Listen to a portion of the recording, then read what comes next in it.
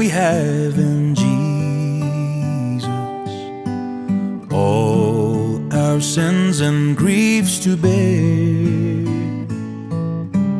What a privilege to carry everything to God in prayer.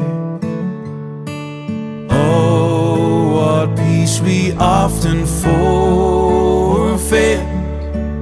Oh, what needless pain we bear. All because we do not care.